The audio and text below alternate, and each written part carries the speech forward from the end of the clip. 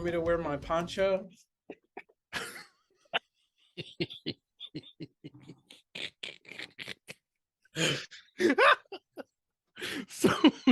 so and on that note, I'm Brendan Saunders with the Clinton Human Rights Commission. You are putting on the poncho. There it is, folks. There it is. And I'm talking to, as you can already tell, a good friend of mine. His name is Anthony Diaz. He is the co-founder of the Newark Water Coalition, located in Newark, New Jersey.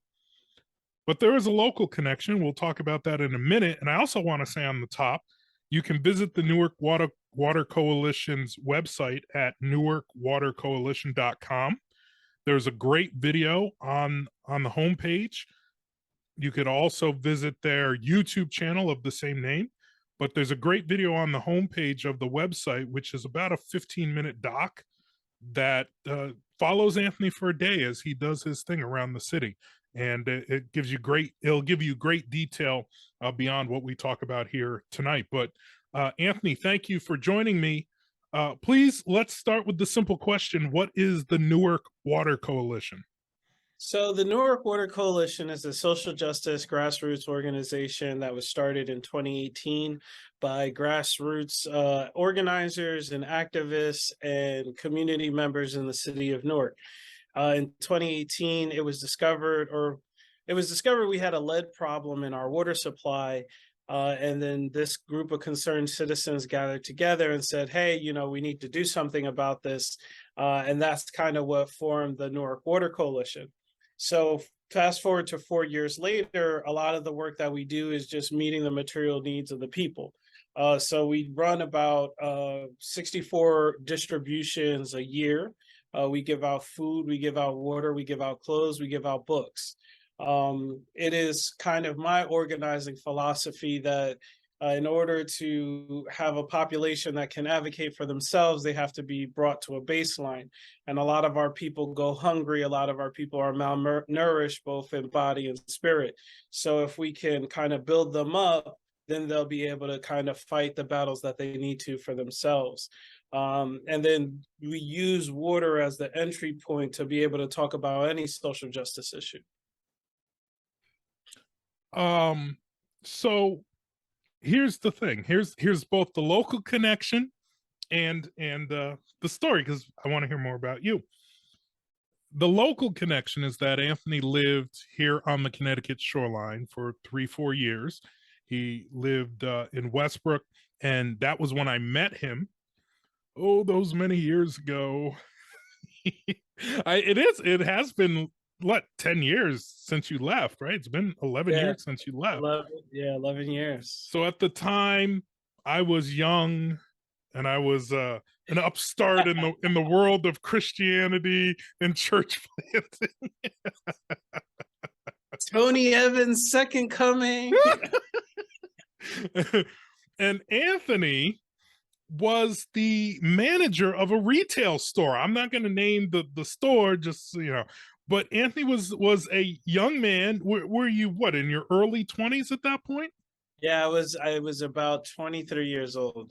And you came to here. You had grown up in New Jersey. I've never met anybody who has loved the state of New Jersey more than you. You even have a ridiculous tattoo of the state of New Jersey, which I do not want to see.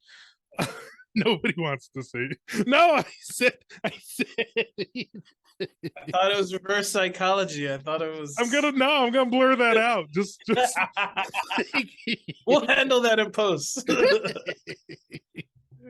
You came up here because, being the young man that you were, trying to get ahead, you wanted to make it in the world, and you were in the high stakes world of retail, and you were offered a position that if you could come to Connecticut and make it at that particular location, if you could make it there, you could make it anywhere.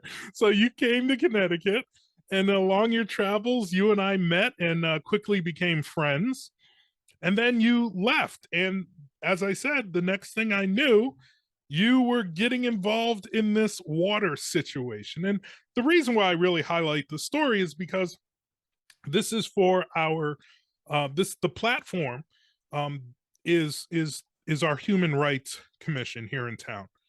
And there's lots of people who care about things for different individuals, and they don't know what to do. And you're somebody who moved from simply seeing an issue to now not only dealing with that issue, but having spread far beyond that. And this was not something that you went to school for. This was not something that you were like, I just can't wait for there's going to be a problem one day, right? There's going to be like a problem. Maybe it'll be water. Maybe it'll be sewage. Maybe it'll be something. But I'm going to find me a problem and I'm going to solve it. No, that wasn't you at all. There are people that think that, though. There are people I know. waiting. I know. I waiting want to be clear, though. That wasn't you. that was definitely not me. So that's what we're ultimately going to lead to, is your thoughts and your advice to folks about how to get involved. But what personally got you involved? You had moved from Westbrook back to Newark, New Jersey. You were still doing the retail life when you went back, but now you've been back a couple years. And also give us some clarity about what was the water situation. I mean, everybody knows about Flint, but nobody seems to have ever heard about Newark. Yeah, and I'm pretty sure that that's not a coordinated response by the medias out there, liberal or conservative. Anyway, so I ran for office in 2018. I was been an activist with Black Lives Matter. I had left that organization. My friend said, hey, we should run for office. We lost horribly. We made some inroads. We made a lot of like cultural changes, but it, obviously wasn't enough to get us elected. And so to back it up, 2 years prior, 2016, 30 Newark public schools test positive for lead. They shut down the water fountains. They say, don't worry, it's localized to the school. It's not a big problem. It's only in Newark public schools. The buildings are old. Back again after the election, I didn't really want to do anything. This topic of water comes up. The mayor says, oh, don't listen. These are just a bunch of rabble-rousers trying to cause problems. And then in October of 2018, the city of Newark begins to give out water filters to everybody. So they're giving out water filters and you're like, well, if there's no problem, why would anyone need water filters? And so then again, then it just blows up and it kind of snowballs after that. And then I want to really focus on kind of like what really sealed it for me, answering this call, was we had led this big protest of the music video, the music TV, MTV Awards. We had about 300 people there. It was this moment of like great success on a protest. No one got hurt. It was great action, all of these things. I go into work the next day and a teacher asked me, and she goes, how do you put a picture into a Word document? And I had this moment, almost like I don't want to say, I won't call it an epiphany, but it was like if I could describe it with you, the burning bush moment, where I was like, this lady who makes like $10,000, $15,000 more than me, doesn't know how to put a picture in a Word document, and she's supposed to teach the future of our nation.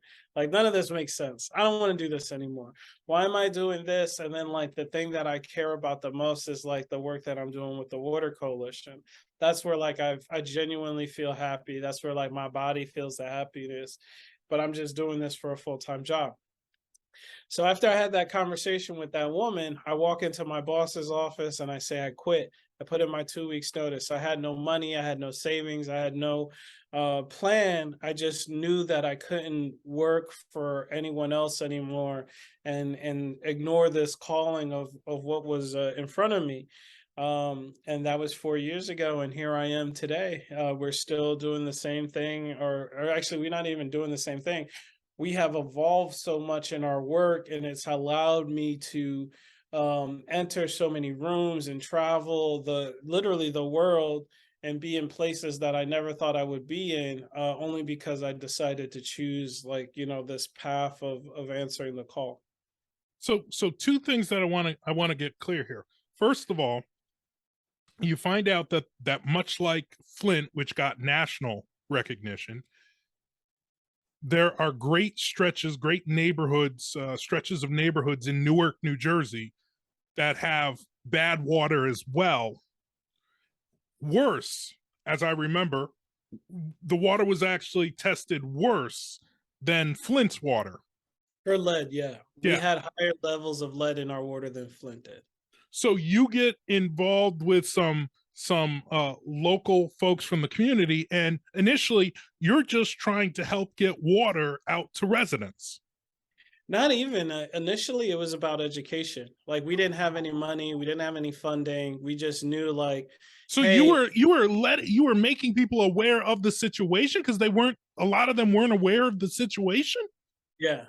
So it's a lot of people think that, you know, you need a big budget in order to make change. And I will say, like, you know, yeah, our budget is necessary for the work that we do now, but back then it was like, all right, let's start some committees. Let's start an education committee, an outreach committee, and let's just learn about this topic. One of the things that so and I say this quite often, I say, you know, everybody always has something to say, but people respect my knowledge and my capacity around the water issue because I know that water issue frontwards and backwards. When I didn't understand it, I went to the experts. I did the research myself so that anybody who pushed up against me, anybody who challenged me about anything about the water quality in the city of Newark, they couldn't say anything. I knew the stats frontwards and backwards. And I think, you know, and that's what I realized that a lot of people didn't know. A lot of people were like, oh, the water is bad, but what does that mean? What does it mean scientifically? What is the data to say that? What's the evidence that you have? Because otherwise, then you're just yelling, and then, you know, no one's going to really listen to you. And now what I talk about is kind of the intersectionality, or that intersecting point between data and the narratives that we have in our community. And I think that's what was the difference in the beginning. It was all about the education. It was all about like, we need to tell people about this. Let's have town halls. Whoever wants to listen to us will listen to us, so that when the media came up and caught up with us, and it was like, well, who's been organizing around this? Oh, it's the Newark Water Coalition. And rightfully so, we took that mantle of like, yeah, we're going to be the water organizers in the city of Newark. So now 4 years later, by and large, the situation has been rectified. Yes, I will say rectified in the sense of two things. One, our lead levels as a water system are below federal standards, which is good. And then two, 99% of the lead service lines have been replaced in the city of Newark. So just off of those two pieces of information alone, you can say that we are further along than we were previously. But the third thing, the problem is the education. There's still a lot of people that rely on bottled water, who, because of everything that was going on, the city has a level of distrust. So I think that education component is still lacking. And this is something that I brought up recently, because we just did a research study. And part of that research study, we asked the question, like, how do you know if your home has been tested for lead? And over 200 people say they don't know or no. And so, you know, you can have these, you know, hundreds of thousands marketing strategies, but if you're not in the community every day, if you're not touching these people's doors, then you know, your campaign strategy isn't worth anything. So uh, it was largely a matter of uh, pipelines being needing to be replaced. But something that you touched on that thoroughly interests me is that you faced opposition to what you were doing. You were trying to um, educate the community, and then from there you then went into the full-fledged trying to actually secure clean water and get it to people in the form of cases and cases of bottled water for them to get through this time. But again, you faced opposition from the local officials, right? The elected governing officials opposed what you were doing. It's so interesting because I remember getting involved into this work, and I said, who can possibly be against clean water? Who could possibly be against? You either have clean water or you don't have clean water. There's no in between, there's no middle ground, there's no in between. And then what I found was is that it was our narrative. Our narrative was different. And one of the things that really frustrated me about the city administration, or when I talked to government officials, it was this lack of accountability. And, that's something that I don't accept in in the people that I partner with or in our internal community of the Newark Water Coalition, is this lack of self-accountability. So when you have a government official where it's your job to be held accountable by the people, and then you're not willing to be held accountable by them, it was like this kind of disconnection where I'm just like, I don't understand why. But then when you start realizing, like, the larger system at play, and I know a lot of people will, in a lot of the talks that we've done, we've touched our moments of like socialism, communism, capitalism, and this back and forth. And I will, not that I am so much an anti-capitalist, I'm just anti-system now. Because when you look at the system itself and its greed and how it manipulates every part and aspect of our society, you begin to realize that, oh, wow, this is like a coordinated effect. They want this class of people to face these inequities so that they are, if I'm distracting you with my left hand, you don't know what's going on with my right hand. And so it fits into the narrative that we are like the underdog fighters against the big bad administration, when in reality we're all on the same side, because we're all poor and we're all disadvantaged and we're all BIPOC people. So it was surprising at first because I didn't understand why. And I think 4 years later, where I am a lot more cynical, a lot more jaded, and a lot more frustrated sometimes, overall very happy, overall like I wouldn't trade this for the world. But at the same time, I always understand who the real enemy is. And it's not it's not the person who's not going to sign this legislation. It's not the person who's like, physically thwarting my efforts. It's just the system.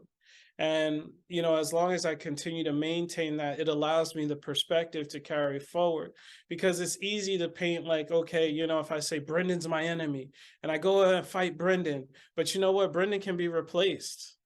It could be somebody else. It's just another face. And then, and we have a Black mayor and he was a Democrat, and we have a governor who's a Democrat. So like even party lines don't really mean anything, especially in the case of the Newark water crisis, because the same public relations firm that our Democratic Black mayor hired is the same public relations firm that Governor Snyder hired in Flint, Michigan.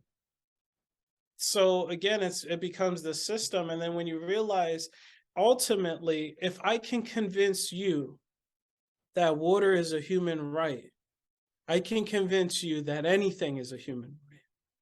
Housing, food, mental health, all of these things are human rights.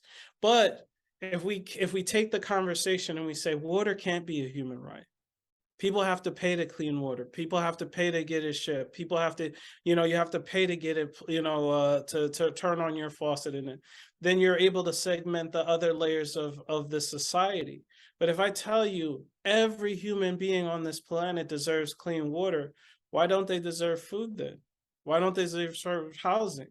And so I think that is why the system consistently coordinates these attacks and doesn't allow for these, these small, trivial, I think trivial yet concise correlations between the things that we need for survival and the things that this society commodifies. Wow, so much there. I can't. And I have progressed in my old age. What our watchers and our listeners don't know is that you and I have discussed so much of this ad nauseum, and systems. I believe, because I tend to well, as I've said before, I take the systems like you mentioned, capitalism. But what really hit me though is you're up against more than simply the system of capitalism. You're really up against a political system is really what you're up against. So when you say you hate the system, again, I have always taken the approach the systems are amoral, and the system can be used for good or it can be used for evil. It really matters on the people and what they and how they operate and how they do. But we're not going to get into all my views now. I just was I'm just it's interesting to hear you as your growth and maturity comes in, as you evolve and all that, to hear you going the direction that you're headed there with I really liked how you looked at how people can be plugged in and out of the system. So yeah, if there's going to be change that you want to see, you're going to have to ultimately fight the system. So that's really interesting. What I do want to say, um, or what I want to kind of conclude with is this is being filmed, as I've said multiple times, for our Human Rights Commission. And there are people who sit and they see things that are wrong. They see things where help is needed, whether it was you who talk to some people in the community and you realize, hey, there's an issue with our water. And by the way, as I said, please go to his website, newarkwatercoalition.com. Please watch the video, because you're doing so much more than just water now. It's amazing. The community refrigerators and all that great stuff. It's great to see all the stuff you're doing. But okay, I'm sitting on my couch and somebody tells me about something that's going wrong here in Clinton. Somebody tells me about a group of individuals or a situation that's wrong. What do you say, Anthony? How does somebody actually start to take those steps to get involved? I think it's it's there are all these cliches like Lao Tzu, the journey of 1,000 miles begins with one step, or how do you eat elephant, one bite at a time.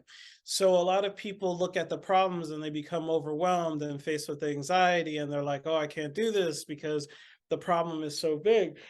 Well, first, I think that there's probably an organization in your town or in your area that has to deal with your issue. Because what I will tell you is starting an organization is very hard, is very frustrating. It can be very rewarding, but if you don't have the time, it's not meant for you. So one, plug into an existing system or group or organization if it already exists. If there is what, and let's say that you want to build let's say pantries like those free library pantries.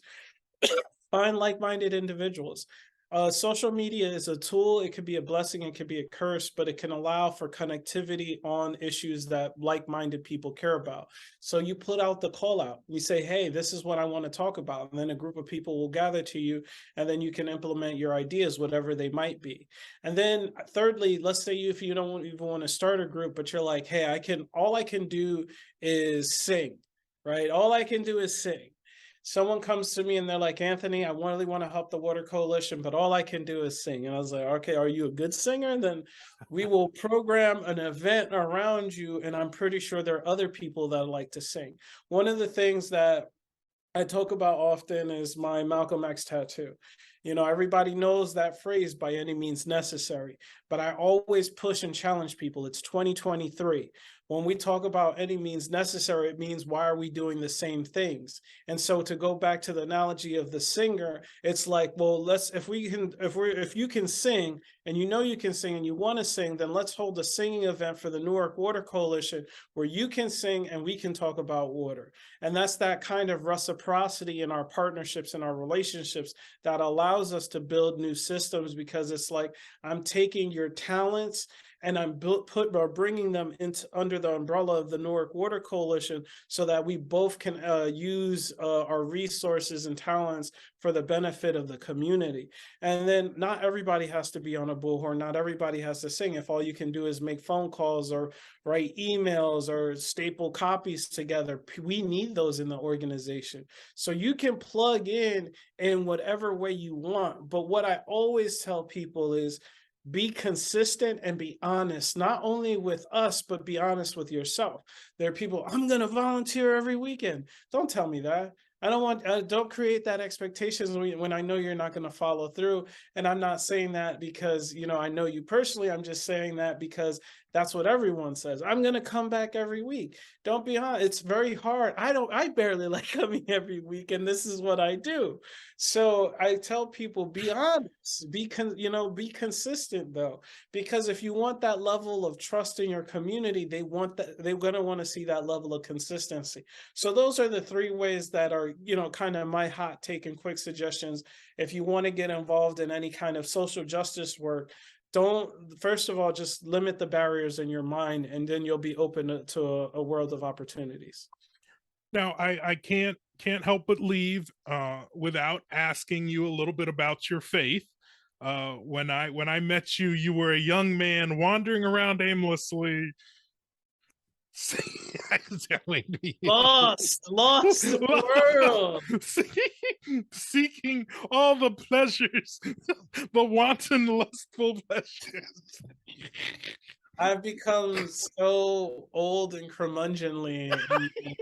36 years on Tuesday, it'll be 37 years on this planet. Yeah, just give me 30 seconds on how your faith plays into what you're doing, because part of our getting together, part of us becoming friends and all that, was that you embarked on a new faith journey really in your life, and so just give me 30 seconds on So the 30-second blurb is where I'm at right now with my faith. Is I ask my friends, what can I pray for them? And then I make it an effort to pray right then and there or later, and then let them know that I prayed about them, because I understand that the responsibilities 4 years later are too much for me to handle without having some kind of spiritual or without drawing on God.